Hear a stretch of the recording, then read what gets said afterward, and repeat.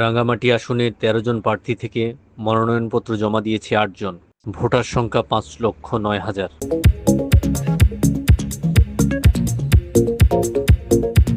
গতকাল ২৯ ডিসেম্বর ছিল মনোনয়নপত্র জমাদানের শেষ দিন। আর এদিনে সকাল থেকে বিকেল পর্যন্ত মোট ৫টি দল মনোনয়নপত্র জমা দিয়েছে। এর আগে গত ২৮ ডিসেম্বর ২ জন প্রার্থী ও ২৪ ডিসেম্বর একজন প্রার্থী মনোনয়নপত্র জমা দেয়।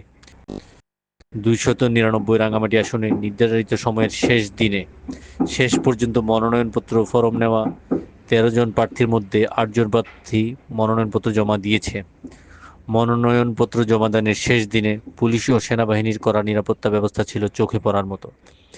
দিনব্যাপী কোথাও কোনো অপ্রীতিকর ঘটনা ঘটেনি। উৎসবমুখর পরিবেশে সকল প্রার্থীরা তাদের সমর্থকদের নিয়ে এই মনোনয়নপত্র দাখিল করে। ২৯ ডিসেম্বর বিকাল ৫টার পর খোঁজ নিয়ে জানা গেছে, এই আসনে সর্বমোট ১৩ জন প্রার্থী মনোনয়ন ফরম সংগ্রহ করেছে। আর এর মধ্যে শেষতক ৮ জন প্রার্থী মনোনয়ন ফরম জমা দিয়েছে। গত ২৪ ডিসেম্বর সবার আগে মনোনয়নপত্র জমা দেন বাংলাদেশ বিপ্লবী ওয়ার্কার্স পার্টি থেকে জুই চাকমা।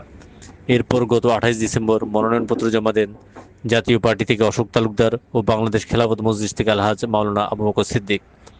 গতকাল ২৯ ডিসেম্বর মনোনয়নপত্র জমা দেন বিএনপি থেকে দীপেন দেওয়ান, বাংলাদেশ জামাত ইসলামী থেকে অ্যাডভোকেট মোক্তার আহমেদ, স্বতন্ত্র থেকে পহেল চাকমা, ইসলামী আন্দোলন থেকে মোহাম্মদ জসিমউদ্দিন ও শেষ বিকেলে গণ অধিকার পরিষদ থেকে এম.কে পাশার। অন্যদিকে মনোনয়ন ফরম নিয়েও যারা শেষ দিনে জমা দিতে পারেনি বা জমা দেননি, তাদের মধ্যে স্বতন্ত্র থেকে মৈত্রী চাকমা, বাপ্পি চাকমা ও কল্যাণ চাকমা, জাকের পার্টি থেকে আব্দুল হক মিয়া এবং এনসিপি থেকে প্রিয় চাকমা অন্যতম। রিটার্নিং অফিসার তথা রাঙ্গামাটির ডিসি নাজমা আশরাফির নিকট গতকাল সকাল থেকে বিকাল ৫টা পর্যন্ত এসব প্রার্থীরা আনুষ্ঠানিকভাবে মনোনয়নপত্র দাখিল করেন। এ সময় প্রশাসনের পক্ষে উপস্থিত ছিলেন সহকারী রিটার্নিং অফিসার ও জেলা সিনিয়র নির্বাচন অফিসার মোহাম্মদ শফিকুর রহমান এবং অতিরিক্ত জেলা প্রশাসক ও অতিরিক্ত জেলা ম্যাজিস্ট্রেট নিশাত শারমিন।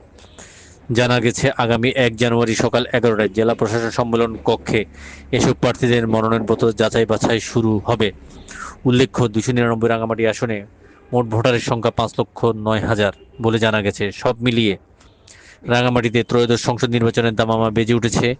এখন দেখা যাক শেষ পর্যন্ত এই যুদ্ধে কারা টিকে থাকে।